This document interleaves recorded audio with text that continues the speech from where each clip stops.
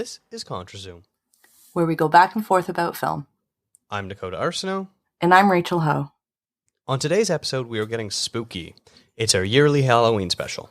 In the past, we've done episodes where guests shared their favorite scary movies in various genres, including Nathan Sizemore and Katie Cottrell from I Hope You Suffer. Stephanie Pryor came on as we talked about horror movies streaming on the Criterion Channel, and did an epic version of Make Remake looking at 3 different versions of Dracula on film. On today's show, we're looking at the Unholy Trinity, 3 films that are considered the main launching point for modern folk horror. Folk horror has a long and detailed history in cinema, going all the way back to the silent era, where folklore was used as an inspiration for such classics like The Phantom Carriage and Haxan. It really hit its stride in the late 1960s and early 70s in England, where there was a revival and interest in stories about local mythology. Folk horror is an ever-changing genre, but one you're still able to instantly recognize. Some common subject denominators include the occult, paganism, witchcraft, devil worshipping, turning away from Christianity and capitalism, and looking to the earth for a more holistic sense of belief and nurturing. There are plenty of other tropes that accompany folk horror, though. Some notable movies of the genre include recent entries like The Witch, Midsommar, and In the Earth, while some classics include Quiet Inn, Black Sunday, and Candyman. The term Unholy Trinity was coined by Mark Gatiss back in 2010 in his BBC documentary A History of Horror. It was in regards to 3 movies that we're going to talk about that set the tone for what would be folk horror. We have 1968's Witchfinder General, directed by Michael Reeves, 1971's The Blood on Satan's Claw, directed by Piers Haggard, and 1973's The Wicker Man, directed by Robin Hardy. I had first heard of the term Unholy Trinity when watching the documentary Woodlands Dark and Days Bewitched, the Kier-La Janisse film, where she chronicles the entire history of folk horror and how it evolved through time. You can hear a review of Woodlands Dark on episode 145, South by Southwest Film Festival 2021. Before we get into the movies themselves, what is your connection to folk horror, Rachel? I would say folk horror is probably my entryway into realizing I actually do like horror movies. For a really long time, I kind of thought that horror wasn't really my jam. I guess I didn't really fall in love with the 80s slasher movies like most people did. I really like Scream. I like the 90s horror movies. But when I started kind of delving into folk horror was when I realized I really like this stuff, and not all horror movies are made the same. So it just broadened my kind of horizon into films. Like Midsommar is probably one of my favorite films that I've seen in the last 10 some odd years. I really love it, and I actually constantly watch that over and over and over again, which I don't know what that says about me, but yeah, I really enjoy that movie. So it was definitely the genre that just opened my eyes up, or it's the subgenre that opened my eyes up to a broader genre. How about you? I know you're not a massive horror person. Yeah, I'm not, as I've sort of made that pretty clear over the years on this show, but I am slowly getting into it. And it's one of those things where, at what point am I allowed to start calling myself a horror fan? Because there's plenty of horror, scary movies and horror adjacent films that I really do enjoy, and I've really been able to appreciate and love what they're doing. So it's one of those things where I question myself, how long can I keep saying, I don't like horror when I look at, my Letterboxd ratings and being like, there's actually quite a few horror movies I really, really like and consider them some of the best movies ever made. And it's I like you. I'm also not really into the slasher stuff. I don't really like things of paranormal. So things like ghosts and spirits that aren't real. So folk horror is a really good way to sort of ground the films and has a good entry point for me. Like you, I am a big fan of Midsommar and The Witch as well, 2 recent movies in the A24 canon that really kind of brought the folk horror genre to the mainstream again. But outside of that, I really hadn't seen much. It's funny. There's this Letterboxd list of all the movies mentioned in Woodlands Dark and Days Bewitched. And that movie is 4.5 hours long, and the list is 400 movies because there's a new movie mentioned every 30 seconds, basically. And I looked at that list, I'm like, oh wow, I've seen 4 of these movies, and I think a couple of the movies were ones that weren't even folk horror, just ones that they talked about as being influential to the horror genre, which were influential to then the folk horror subgenre aspect. So yeah, I really have almost no connection to folk horror, but it is a style that I like. I like that it's rooted in the evil of humanity, which is usually a really common aspect in questioning things that's going on. So I do like that aspect, and I think these three movies that we're going to end up talking about are ones that I all connected with because of the grounded nature of it. And really, only one of them I thought was kind of scary. So maybe that's another reason why I like them, because I wasn't too chicken. I also watched them all during the day with the lights on.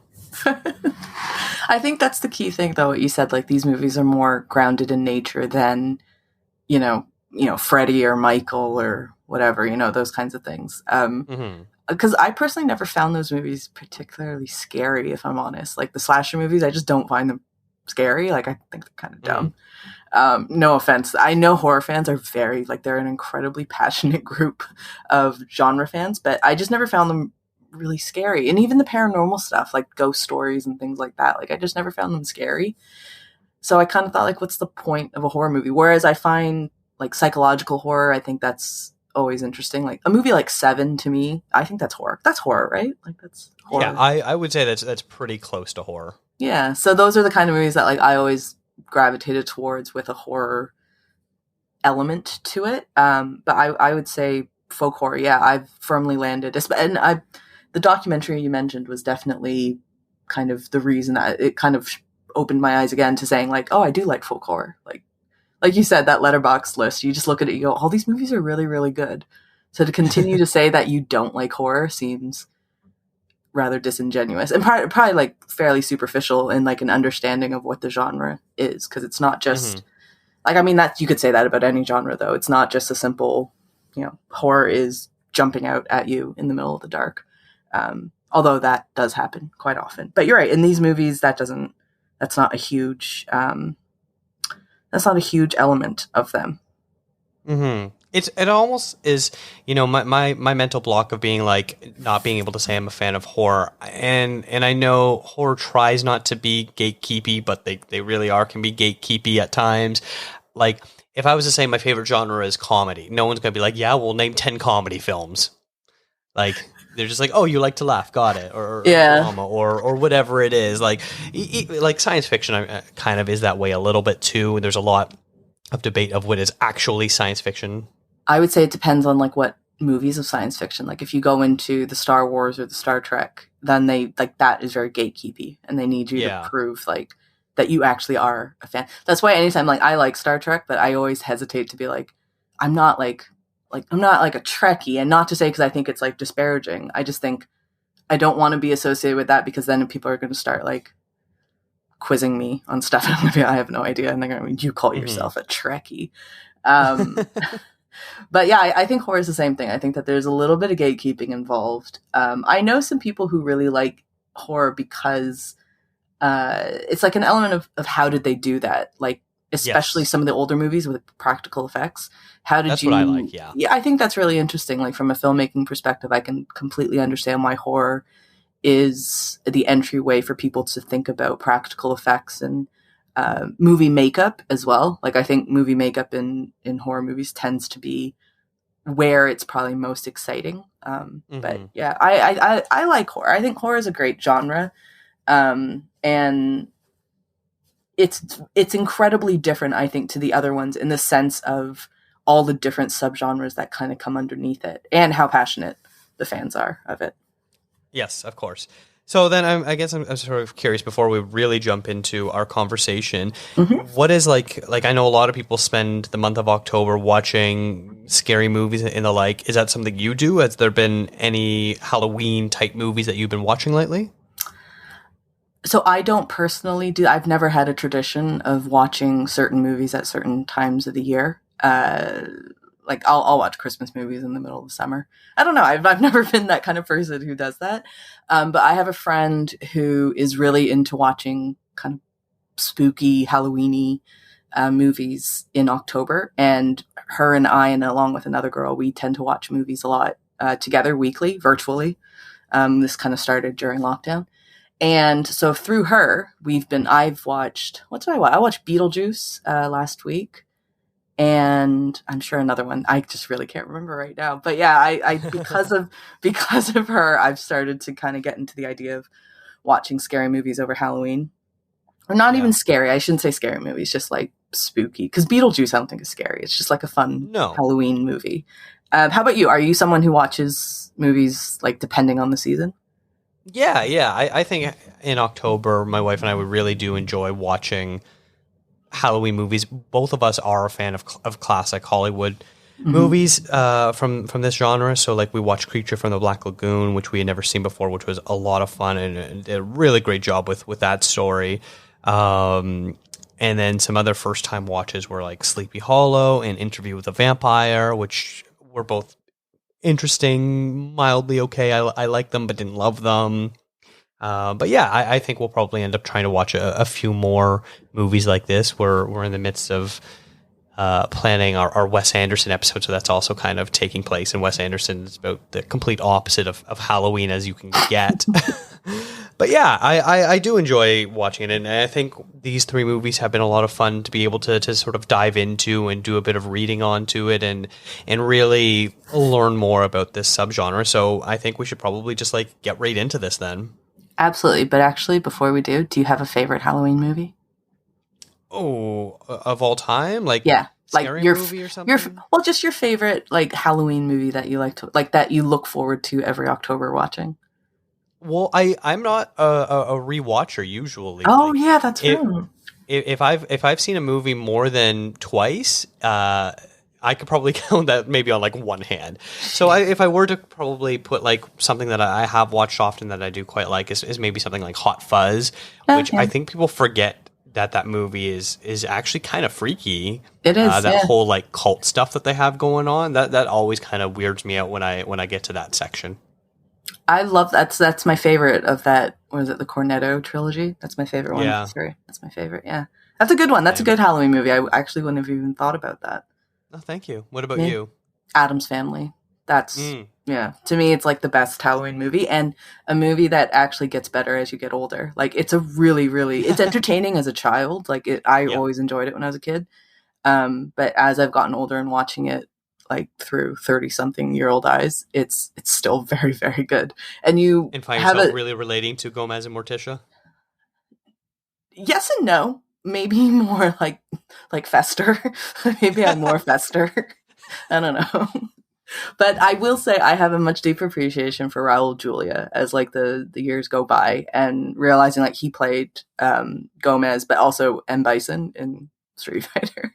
And I'm like he was like really good and it was such unfortunate like that he passed away so soon. Mm-hmm. But yeah, Adam's Family for me, my favorite Halloween movie and one that like I hopefully will watch in the next few days because we're coming up to the end of October now, I just realized. You will each be tied in a prescribed fashion and cast into the moat. Only from the pen of Edgar Allan Poe could come such an horrendous tale of terror. The Conqueror Worm, starring Vincent Price in the most diabolic role of his career. Look for the devil's marks upon him. Get on with your task. Let's dive into it. So we'll start off with Witchfinder General, which is from 1968, and it's set in 1645 during the English Civil War. As the name would suggest, there's a Witchfinder General who is looking for witches, and that is Matthew Hopkins, played by the absolutely amazing Vincent Price, and his assistant John Stern, who's played by Robert Russell. So they go around village to village in East Anglia, a region of England, and they're quote unquote looking for witches. I say quote unquote because they're not really looking. They're just like torturing women and men as well in the name of finding said witches. They go to a village in Suffolk and they round up all their targets as usual. And they start terrorizing a man, John Lowes, who's played by Rupert Davis. And his niece, Sarah, played by Hilary Dwyer, who's very good. I really like Hilary Dwyer in this. She attempts to stop him being tortured by offering some sexual favors to Hopkins. Hopkins, before he can act on this, he gets taken away to another village, and Stern takes it upon himself to rape Sarah. So Sarah and her soon-to-be husband, Richard Marshall, who's played by Ian Ogilvy, the two of them set out on a revenge mission, shall we say. So this movie is filled with a lot of kind of, obviously it's witches, so there's a lot of occult themes behind it. And an interesting part of this film is the director, Michael Reeves, as I said, and Vincent Price. It was very well known, the two of them, I don't say they hated each other, but they really didn't get along doing this movie. And part of that was a lot to do with the fact that Vincent Price, being an American, was not Michael Reeves's choice in playing the role of the witch hunter. So they had instances of, like, for instance, Reeves wouldn't meet Price at Heathrow to welcome him into the country. During some of the fighting scenes, he made it purposely pretty difficult for Price, telling, like, Ogilvy to actually, like, don't hold your shots, hold your hits, kind of thing. Don't throw your punches, like, actually go for it. And yeah, it created probably a pretty rough dynamic on set between the two. However, it is probably, in my opinion anyways, I think it's the role that Vincent Price is most well known for. Considering his very, very lengthy career, this is one that's definitely stuck with him, even if him and Reeves didn't quite get along and the filming process wasn't the best. I think it's a pretty cool movie. It's obviously set in the English Civil War. It's wildly inaccurate in terms of, like, a historical significance, but I think what's kind of cool about it is that the movie is so well done that you can almost think that this actually happened. Like, it's actually kind of believable that it might have actually been going on during the English Civil War. But what do you think about this one, Dakota? Well, yeah, I think a point to sort of clarify is Matthew Hopkins, the Vincent Price character, was a real person, and he really was hunting so-called witches, and he killed a lot of people. I think I read a stat of something like of all the people that were accused and killed due to accusations of witchcraft, he was responsible for something like 70% of all of them in England, which is, like, shocking. Very successful Witchfinder. Just a super successful Witchfinder. Is an absolute mass murderer. Yeah. And, like, rapist as well. Like he was full on just he was a giant prick. But yeah, it is to say, like, it's been pretty widely accepted that this is not very close to being accurate in terms of the historical aspects of it. However, it's a narrative movie, like, it's a feature film. So I never really understand why people make a big deal about that when they go, this isn't what happened. Like, it's a movie. Like, it's not. Yeah. A documentary is a documentary. A narrative is a narrative. So, but yeah, like, how'd you find this movie? Like, did you enjoy this one? Yeah, I did. This one, I probably we're going in chronological order. And compared to the other two, this one is probably the least folk horror-y, because yes, it is about finding witches and stuff like that, but this for the most part is from the perspective of the bad guy, who isn't like, a lot of the times the bad guys in these movies are the Satan worshippers, the actual witches and stuff like that, whereas this is the bad guy who is trying to find the witches. And the movie makes it pretty clear that, like, witches aren't real. Like, I don't think this movie believes that witchcraft is real, and that we're not supposed to sympathize, idolize, anything like that with this Witchfinder General. Whereas some of the other ones, just because they might be, the bad guys or whatever. I think specifically maybe the Christopher Lee part in the Wicker Man, when we get to that, like, that's a character where you can still empathize with and understand, and I don't want to say root for, but you can definitely see their sort of perspective. Whereas with this, Matthew Hopkins is just pure evil from the get-go. And this movie is pretty disturbing, actually. It opens with the hanging of a woman, but, like, she's being, like, dragged up a hill, and then we see this hanging happen, and it's pretty brutal. Like, it's a very bleak introduction. And there's quite a few more sequences like that. They burn a woman alive. When they torture the people, they, like, stab them in the back, because I'm trying to remember what it is, but, like, there's a point in their body where if they stab it, that's where Satan is, and Satan will make sure that it doesn't hurt them. So they're basically trying to purposely hurt them until it doesn't hurt them, which is, like, a ridiculous thing. And then there's a whole bit about apparently swimming is a sign of Satan, which was interesting because the producers behind The Blood on Satan's Claw specifically said that they needed to have a similar sequence because they also produce Witchfinder General. So there's a bit of a weird moment of that where they do something similarly. And it, by that point, basically feels like a Monty Python bit. Which was a little hilarious. But yeah, this movie was like pretty dark, and Vincent Price was excellent in this. And I would almost say that like his character is basically what a modern day incel would be, who they view themselves as this man who accumulates power and wealth, and he expects women to throw themselves at him. And if he doesn't like how uppity a woman is, basically, then he has the right from the government to torture and murder these women at his disposal, at his discretion, basically. And so it's a pretty terrifying but very well-rounded character that Price plays. Yeah, it's an incredibly dark movie. And it's interesting too to note that Reeves, he had a darker version of this movie, so he considered this version of it to be relatively toned down compared to his like earlier drafts, which really says something. But I think Price is excellent in it, and I know that him being American and whatnot, I think that for British audiences anyways probably colored it a little bit, but he's excellent. Like, he's probably one of the best, specifically in horror too, one of the best horror actors that has ever made movies, right? Like, he's just one of the best actors that's done it. And yeah, he's incredible in it. The movie, for as manic and as dark as it is very well rounded. And I would completely agree with you that it's not folk horror to what we think of. I think they call it folk horror just because there's the witch element to it. Mm-hmm. But there isn't a witch element to it in the sense of like spiritually witchy. Does that make sense? Yeah. There's no character in this that actually believes in witchcraft. Yeah, it's just like the concept of there are witches and we're gonna kill them, even though they're not really witches, but we just want to find a reason to kill a bunch of women, basically. But it's a great movie. Like, I think it still stands the test of time. It was made for, I think I saw it was like £89,000. And that's 1968. So I can't imagine that that's considered a massive budget for the time, but it definitely wasn't tiny either.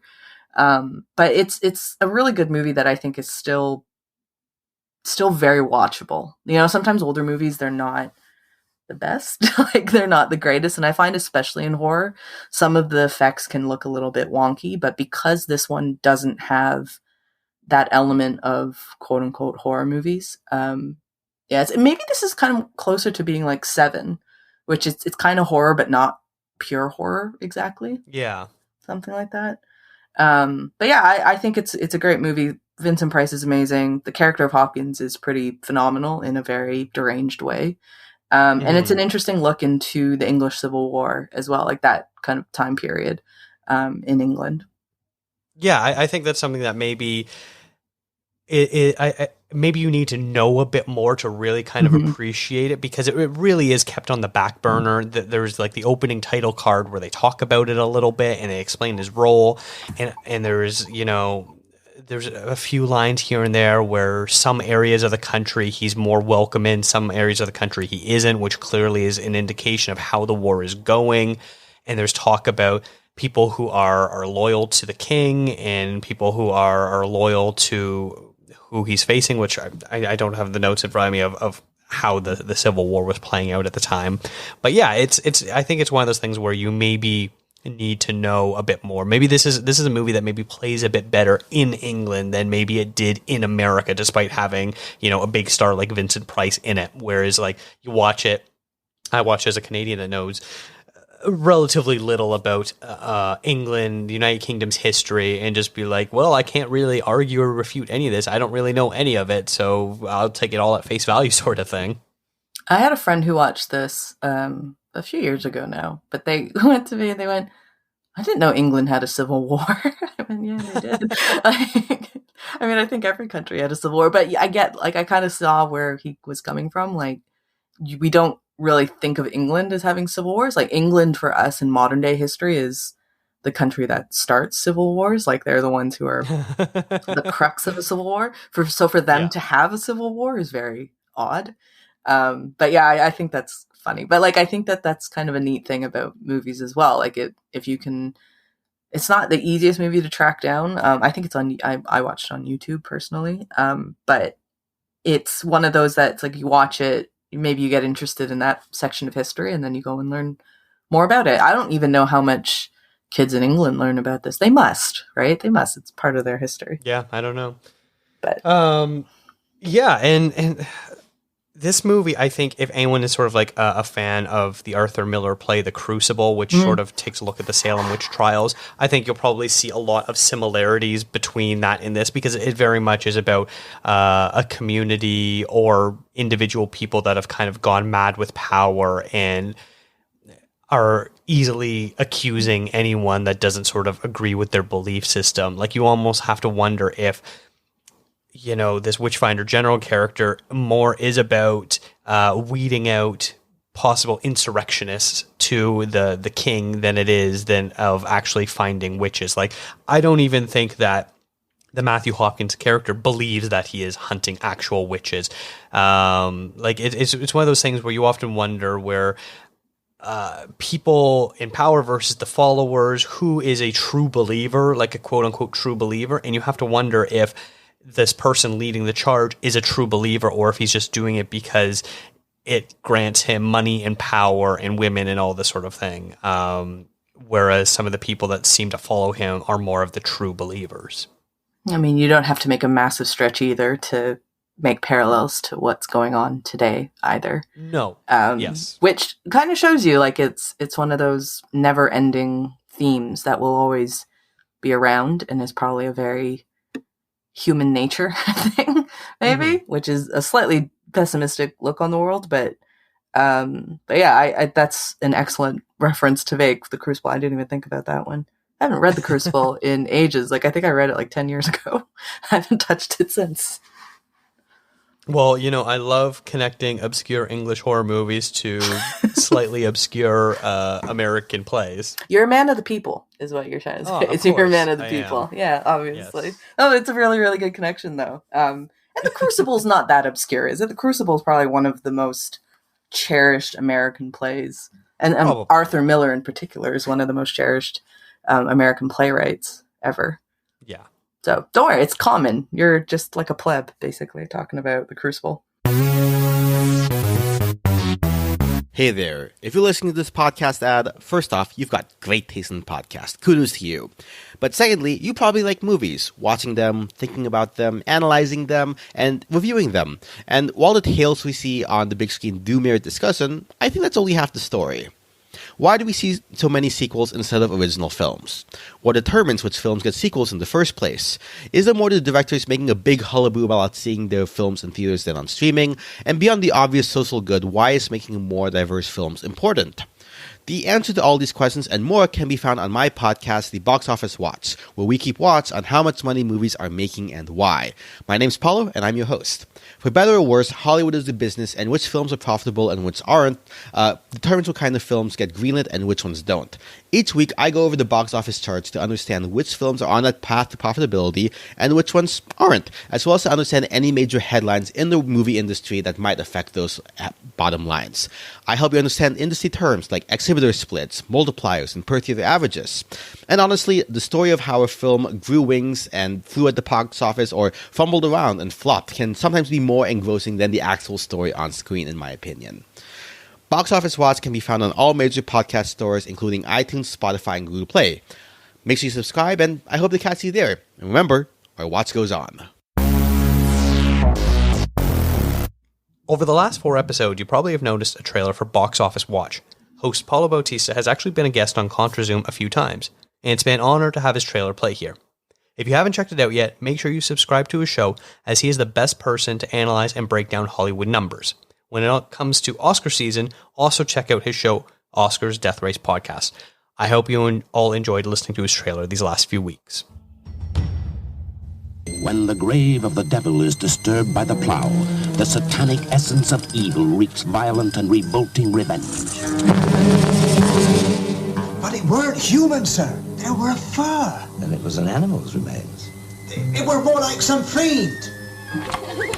And the evil grows quickly, attacking first the youth of the village and making them the devil's children. Ralph, look. Look. Oh, God, I prayed I'd never see that again. That's what they call the devil's skin. Now, what is the second film in our Unholy Trinity, Rachel? So we're moving on to Blood on Satan's Claw. Now, this, I will flat out say this, I actually don't really like this movie very much. It's okay, but I'm not a massive fan of it, so let's just get that out of the way first. So Blood on Satan's Claw follows the discovery of a deformed skull that is believed to be kind of evil in nature or have like a supernatural kind of power to it. And the man who finds it brings it to a judge, and the judge, and before the judge can actually assess it, the skull disappears, and the judge just kind of dismisses it as this man having incredibly superstitious ways about him, tendencies. There's, in a countryside village in England, of course, a woman's become possessed and sent to an asylum. Her fiancé has visions of a claw that is attacking him, and it's the same claw that he saw on his fiancé. He goes to attack his own hand, or what he believes to be the claw, and he ends up chopping off his own hand, which he discovers in the morning. The skull in this village the rest of the body from the skull is discovered in this village, and the village itself has been taken over by, I wouldn't say paranormal, let's keep the supernatural. It's taken over by supernatural evil. And the person who seems to be at the center of all this is somebody named Angel Blake, who's played by Linda Hayden. And despite me not liking this movie that much, I do think Hayden is really, really, really good in this. And she's another actress who's done a ton of horror movies. So the children of this village are soon becoming kind of possessed, very evil, and they're starting to commit some pretty heinous crimes against one another. The judge comes from London into the village and has determined, there was actually some evil that has overtaken the village, and him and the search party are trying to restore the community and figure out what's happened. So as I said, I'm not a huge fan of this movie, but Dakota, I know you really liked it, so give us your thoughts. Yeah, this is interesting. This might be our first fight about a movie. I don't think we've ever really so divergently had different opinions on a movie. I feel like we at least have some common ground. But yeah, this, I really enjoyed it. It was probably my favorite of the three of them. And I loved the direction specifically by Piers Haggard. I thought that was an excellent job. There's a few things early on that like just sort of blew my mind, the way he was structuring the shots. The first one is after the fiance goes crazy. Rosalind is her name, and she's being taken to a mental hospital, and so she's walking down the stairs, and she's sort of tied up a little bit, and she's completely dazed, and has a bit of a smile on her face and doesn't seem to recognize anyone, and so she's being led down the stairs, and she stops in front of her fiance and looks at him and has this sort of like little cocked head smile thing, and then she lifts her hand and puts it on the banister, and it's a reveal of she's got claws on her hand, so she has slowly been turning into this beast, and then she keeps walking. I love that reveal. It was so well done. And then likewise later on, when Peter is trying to understand what was going on to her, he goes into the room that she was staying, and he lies down and then wakes up because he hears some noise just like it happened to her, and he's looking around and he sees like the floorboard is kind of popping up a little bit, so he opens it up and he almost gets dragged into the floor because this creature is there. Oh, you see an arm at least. And then like it was a little weird at first. I was like, I don't know what's happening, because he like frees himself and puts a trunk over the floorboard and then just goes back to sleep. I'm like, what the hell? But we soon realize it's kind of just sort of in his head, and then he gets woken up because he's being strangled by this claw. And then that's where, like you had mentioned in the description, he starts stabbing it and cutting it off, and then the camera rotates over the rest of his body, and we see that he's actually strangling himself and he's cutting his own hand off. And like that moment just like creeped me right down. And I think it was just done so well. And I really appreciated that. There was quite a few little moments like that throughout the movie where they did a great job of setting up, this is what you think the terror is, but now we're going to rotate the camera, 20, 45 degrees, whatever it is, and we see the reveal, and it's completely different than what you thought. And the terror of it being something else is actually very likely yourself. I think I would have to agree with you that I think that the movie is really well made. I don't dispute that. I do think the movie as a film is really, really well done. All the performances are really great. And you're right. Haggard does an amazing job. And it's incredible. Like, the shots are really inventive, and the cinematography is pretty spot on as well. Like, it's fantastically done. I just don't find there's very much to the story itself. Like, that for me, it's like kind of, anytime a story doesn't make sense, no matter not that it doesn't make sense, but like no matter how well done a movie is, if I find the story to be slightly superficial, it just loses it with me. I find that this one, there's just not much substance to it. Like, there's an evil presence, if you will, that's like taken over a village, and that's that. Like, I don't know. And it's very possible that just the subtext and the nuances of it just completely went over my head. But I didn't find it, like, the story itself to be that interesting. Yeah. Oh, yeah, that's so interesting, because I feel the complete opposite. I really liked how it was sort of like this young teenage girl, Angel, who she sort of like one by one roping more people in to this sort of worship of this devil creature, where it starts out where it's her and her fellow, I guess basically like Sunday school students, other teenagers.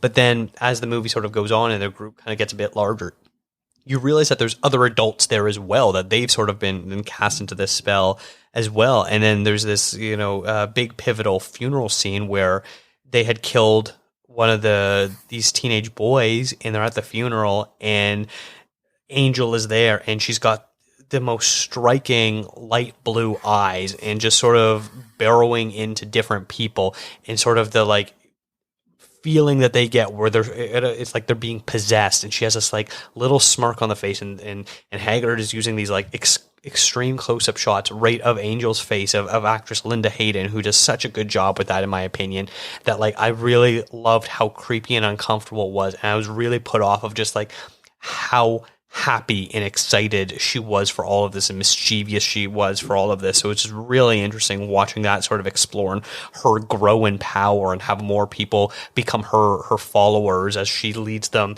It almost seems like she's sort of like the queen for Satan, basically, because by the end, at the very end, this disgusting creature that kind of looks like a mix between a man that's in a werewolf costume with like a bat face almost.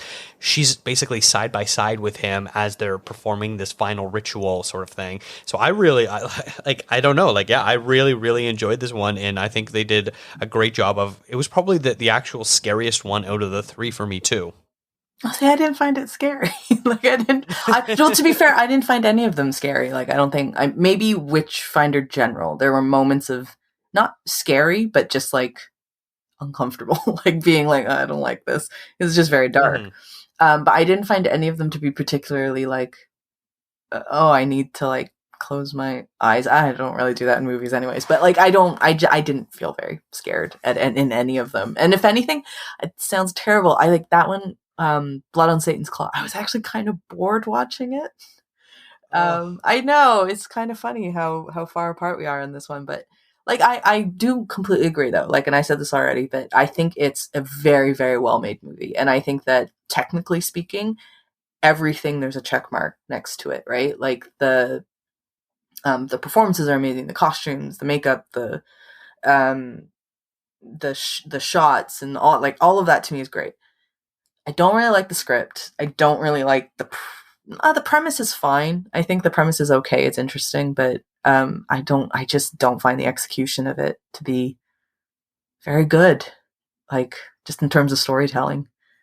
Oh, I'm so disappointed. I'm just gonna ignore you and keep talking about things I liked. I love the music in this. At the very beginning, Okay, yeah, I agree. The music is like very, that? very Okay. good. The music is very, very Yeah. nice. The score is great in this one. It's got at the very beginning when they first find the skull, it's got this like weird, almost like twinkling aspect to it. Yeah. I'm hoping I could find it and insert some around this moment because it's such a good job where like this movie really does feel you understand why the term folk horror is, because it really does have like a connection to the land and the earth and the community and the folk mythology that's happening in England at the time. So yeah, I really appreciated how the music sort of tied everything together. There's a couple moments, much like basically every movie, where the score is kind of trying to do too much heavy lifting, which I really hate. I was years ago when I saw Guillermo del Toro present Rebecca at TIFF. He talked about how some scores, Mickey Mouse, which is his idea of when they're doing too much and they're when something is supposed to be happy, it's very happy. When it's sad, it's very sad. And it's like it's telegraphing too much. And so there are moments of that in this movie, but overall, I think it's a very unique score. And there's some really interesting little moments and motifs where it doesn't repeat itself, but there's still a nice connective tissue through all of it. Whereas like a lot of movies will like repeat the same motifs over and over again. So that way you understand, oh, this is the character's theme. This is, every time there's a jump scare, this is what it is, sort of thing. This, I think it has a nice job of evolving as the movie goes on, while still sort of keeping some originality and like some connective tissue throughout it. Yeah, I completely agree with that. The music is really, really good. I like that's actually really, really nice analysis of the music. Good. I like that idea. I'm of like, glad we agree. Yeah, the music like evolving with the movie as it does. Because you're right, most movies they kind of set a theme and set a tone, and then that's pretty much it for the whole one. Yeah. Which isn't a bad thing. I mean, like recall of themes is crowd pleasing. I think people really like that because it's like the recall of familiarity, I suppose. I'm just thinking of like the Avengers theme that every time that comes on, people just freak out. Just really excited they're just super excited for the Avengers theme.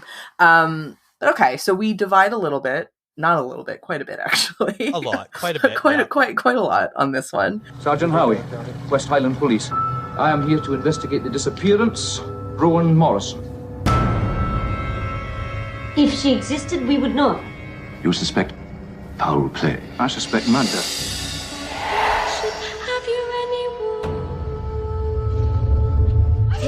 Sergeant, if I were you, I would go back to the mainland. You wouldn't want to be around here on lady. Hail the Queen of the May! Shall we move on to the Wicker Man, or is there anything else you want to talk about? No, let's talk about the Wicker Man, because this is the most well-known of the three, probably because it got remade by Nicolas Cage a few years ago. But even still, I think it's a pretty popular, well-known horror movie. So yeah, let's talk about that one. So I completely agree. I think it is the most well-known, and I also think it's the one that is the most folk horror of what we consider today to be folk horror. I think a lot of, like, when I think of Midsommar, it draws a lot from the Wicker Man. But we'll go into the description first. So we have Sergeant Neil Howie, who's played by Edward Woodward, from the West Highlands, and he goes to Summer Isle, an island off the coast of Scotland, to follow up on an anonymous letter sent to him about a missing girl. As Howie is investigating the disappearance of this girl, he discovers the island to be very paganistic, which is in stark contrast to his very tightly wound Christian beliefs. He begins to believe that the girl might have been murdered, given all of the kind of, in his opinion, the cultish behavior that's happening on that island. And so the film follows him in his investigation about what happened to her. There's an amazing supporting performance from Christopher Lee in this as Lord Summer Isle. I think, I could be wrong, but I'm pretty confident I read that Christopher Lee said that this was one of his favorite movies that he's done. And he's fantastic in it. And like, I think the best theme that we have throughout the three is that all of the performances across all three movies, from the lead actors to the supporting actors, everybody's really, really good. Like, I think there's a very good reason these three movies still stand the test of time, and I think that the performances has a lot to do with that. So in this movie, you've got the religious themes that, like I said, Midsommar takes a lot from this one, I think. Like, you can see a lot of direct connections between the two films, and might be why I really like Midsommar, and I also really, really like The Wicker Man, which is my favorite of these three. And you've got a lot of I really enjoy the kind of the contrasting of the very strict Christian beliefs of the time, and then with what they considered to be paganism or paganistic kind of rituals. It's nearly 50 years old now. I mean, all these movies are really old, and I think that all of them, even Blood of Satan's Claw, like, I think that there are aspects of it that hold up really well to modern day audiences. And I think it's a lot to do with the fact that the effects are practical. They shoot it, like, there's no green screen, like, they really just shoot it on set. So everything it's very tangible. There's a lot of texture to it. And I think that adds a lot to kind of having more outlandish aspects to the themes of the film. How'd you find this one, Dakota? Do we agree on this one? Do we both like it? I like this one the least. Oh my god! So, yeah, we're on different wavelengths for this episode, which is very interesting. I was kind of bored by a lot of this movie. That's so funny. Yeah, it was interesting. Like, I liked the Sergeant Howie sort of character. I liked how interested he was in trying to find the truth of it all, and like not accepting the BS that this community was saying, where they're talking about, oh yeah, this girl never existed. We don't know her. Oh, she's not really the daughter of this person. Oh yeah, she was here, but we haven't seen her. Oh yeah, she died. Oh yeah, we killed her. Oh yeah, we buried her already. Definitely. Mm-hmm.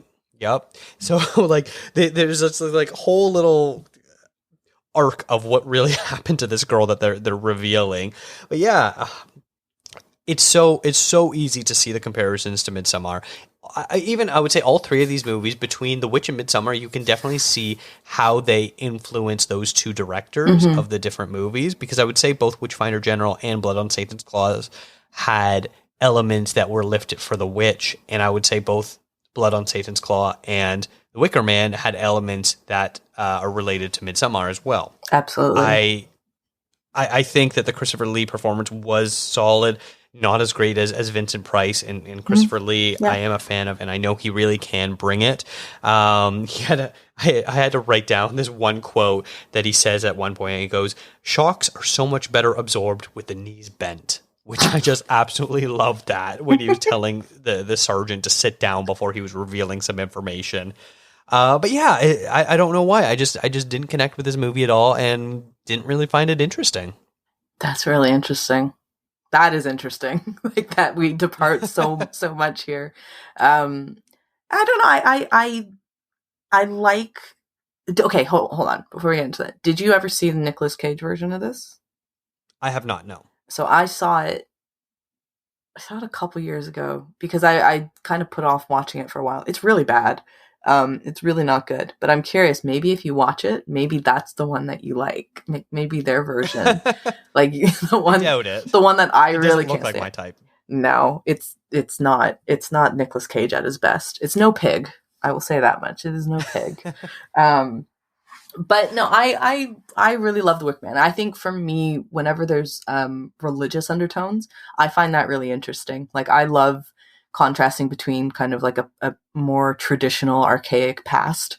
Not to call Christianity archaic, but I guess I kind of just did. But comparing it to something that, like, having somebody so uptight and then having them forced into an incredibly uncomfortable environment, where they're just a visitor. Like, he's just a tourist. Sergeant Howie's just there for a blip of time. He was just sent there to investigate this disappearance of this girl, and he's not getting the right answers. It's also like a bit of a whodunit kind of thing, which I also really enjoy those kinds of movies. So maybe that's why. I find that, like, there's a lot to be said about, the UK in general kind of coming to terms with the fact that it was becoming a very atheistic country, or, I should have pulled a stat on this, but I'm pretty confident they're the leading country in the world that has the largest percentage of their population that identifies as an atheist, which I always found really interesting because they typically were a country that was, a lot of blood was shed from England specifically because of religion. You can look at even something like the Troubles that were, that you talked about in Belfast in your VIF episode. Go check that one out. See, I did a little plug there. Thank you. I like it. Yeah. And it's always been fascinating to me, like looking at the development of the UK, especially when it comes to religion, because going from a place that religion was so important to them. I mean, the Queen is the head of state, but also the head of their church. To modern day, they don't give a shit about religion anymore. Like more and more, they're not just becoming agnostic about religion or apathetic about religion. Like they're really becoming like an atheistic country. And I mean, you could probably say that for maybe Canada as well. I could be wrong, but I always find those themes really interesting. And I found like The Wicker Man is a really, really good expression of that tension and that change that was happening in the country at the time. Yeah, I think that is a great way to look at it. It's so funny watching this movie. It's about how they're turning away from Christianity and they have their own community on this island where they're left alone and they can practice what they want. And it's about how we're all a part of this earth and you need to be connected to it and be respectful to it and thank the higher powers for a good harvest and all this sort of stuff. And I'm watching this movie. I'm like, nothing they're saying sounds, wrong. I don't know. I'd live on Summer Isle minus the killing part, but like, I don't know. Seems like it was a fine place to live. They had everything that they needed. I think it's interesting too that they purposely set this movie off Scotland, like not like the Isle of Man or the Isle of Wight or something like that. Like they actually went, we're going to go to Scotland to do this. Like I think that's a very pointed choice as well. But I would live on Summer Isle. I could get in with the paganistic stuff. Why not? It's fine. It's cool.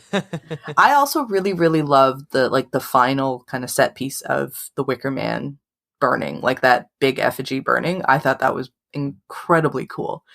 Because that they did that, like they actually burnt a giant effigy, like they built something up and then they just burnt it down.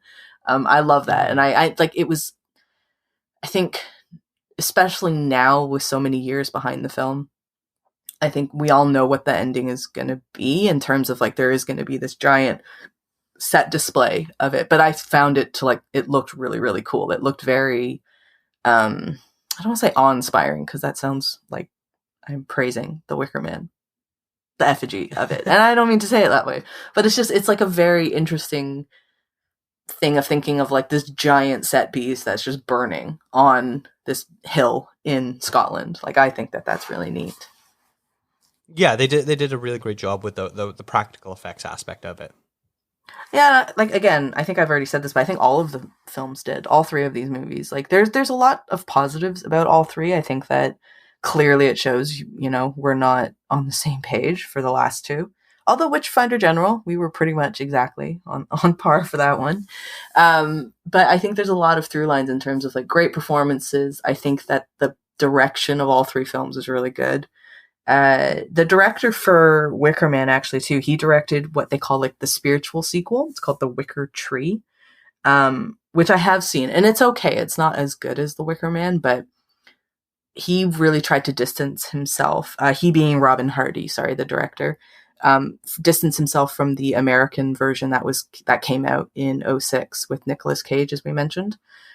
He wanted to make it very clear he had nothing to do with that movie. So I think him doing The Wicker Tree was kind of, I suppose, his response to it. And then he ended up passing away, I think, a few years after that. So he hasn't directed too much, and I think Wicker Man is obviously going to be the one that he's most well known for.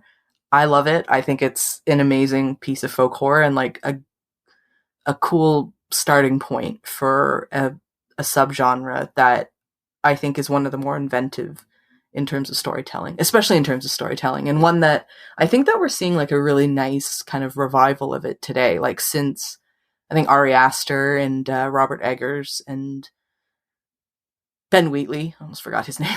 Ben Wheatley. Yeah. Quite a few. Like, those guys coming up and creating something. And I would say even Guillermo del Toro, someone who doesn't work in folk horror, but what's his horror kind? He has it's like called Gothic horror. Gothic horror. Like I think that has influence into it as well, like from these movies. And I think it's really fun, like looking back at the older films that have influenced so many of the ones that we enjoy today. Because there's tons of people who don't like watching movies from, you know, the 60s, 70s, 50s, whatever, just because they think it's a bit outdated.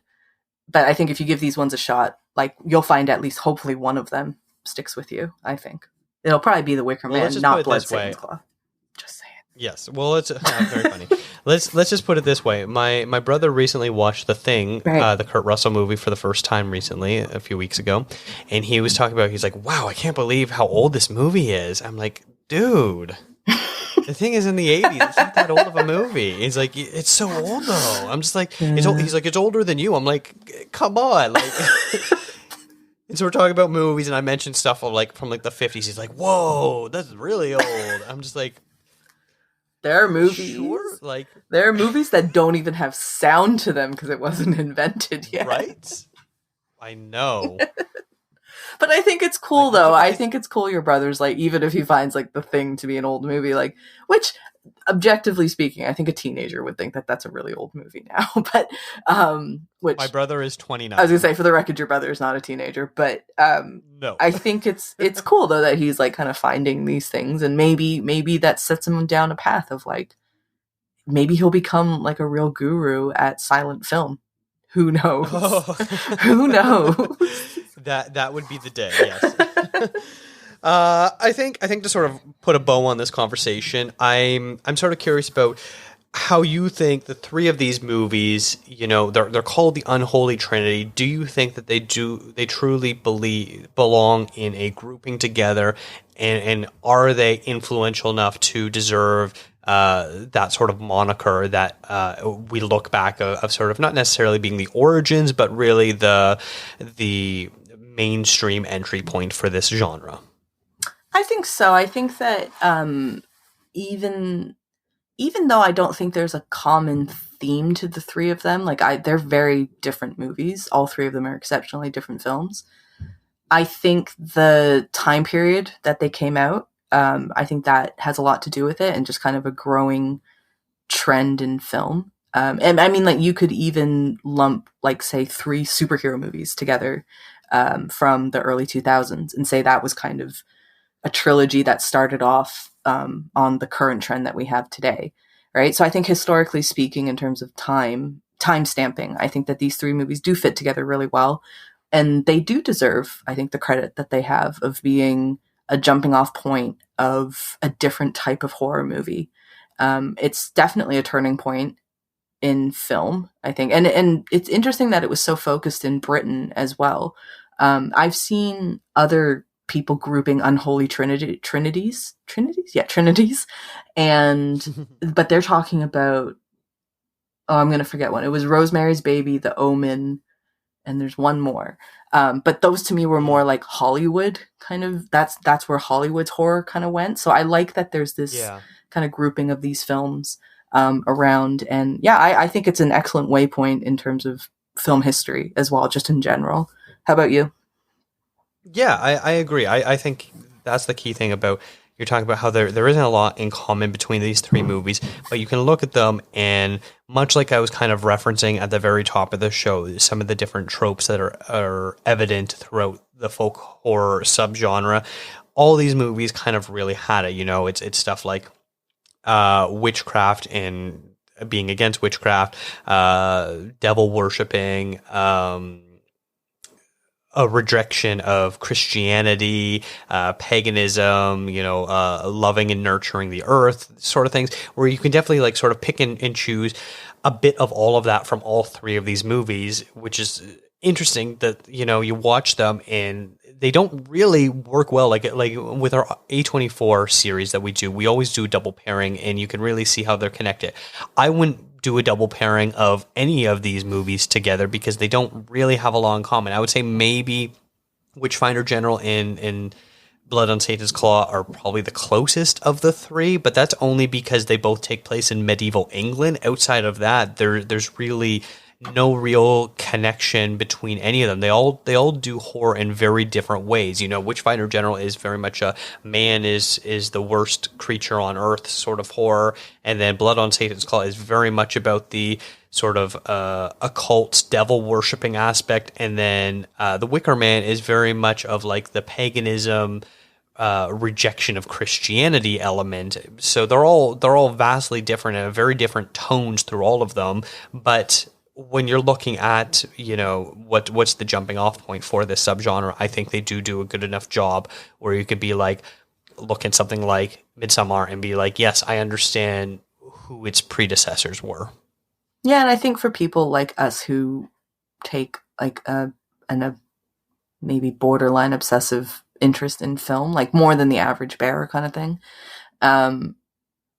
those types of threads that connect the past to the present, I think are incredibly interesting. And there's so much literature written about these three films too. Like if you look, there's tons of different websites that have devoted lots and lots of time to talking and writing about it. And like we said, the documentary Woodlands Dark is absolutely phenomenal, and I think is still doing the rounds at festivals. I'm pretty confident. Yeah, there definitely is. Yeah. Yeah. So if this is interesting to you at all, I think that documentary is an excellent jumping off point for the jumping off point. Like it's such a a great resource of how this genre came to be.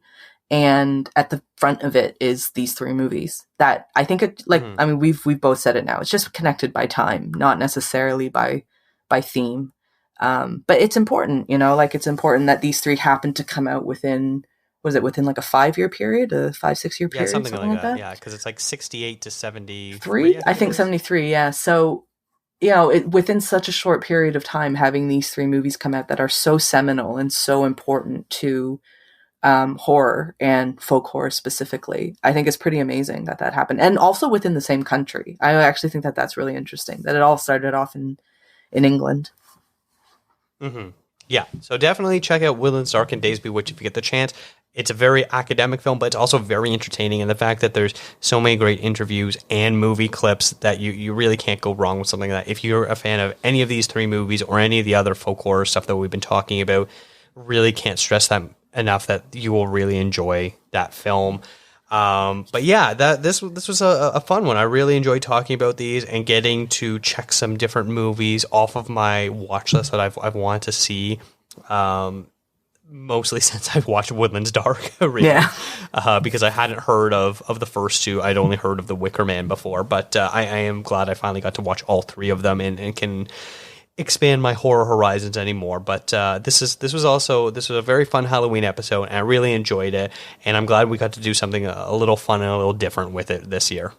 Yeah, I think we both enjoy film history too, so I think it's kind of cool that we're able to talk about that and dive into that a little bit, apart from, I guess, more of the modern day films that we usually discuss. Mm-hmm. All right. Well, then, Rachel, what have you been working on, and where can people find you? As always, you can find me at rachelkh.com, and what else? Oh, my social media, which is _RachelKH. I recently did an interview with Nadine Pequeneza. I'm so sorry. I'm pretty confident I butchered your last name.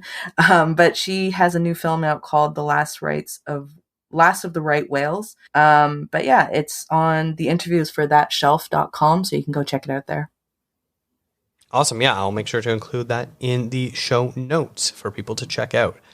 You can follow the show on Instagram, Twitter, and Facebook at contrazoompod, and let us know what your favorite folk horror movies, or really what movies you're watching this October, this Halloween. Send an email to contrazoompod@gmail.com. Thank you to Eric and Kevin Smale for the theme music, and to Stephanie Pryor for the logo design. If you like to listen to podcasts on YouTube, we do post all episodes there as well. Thanks for checking us out.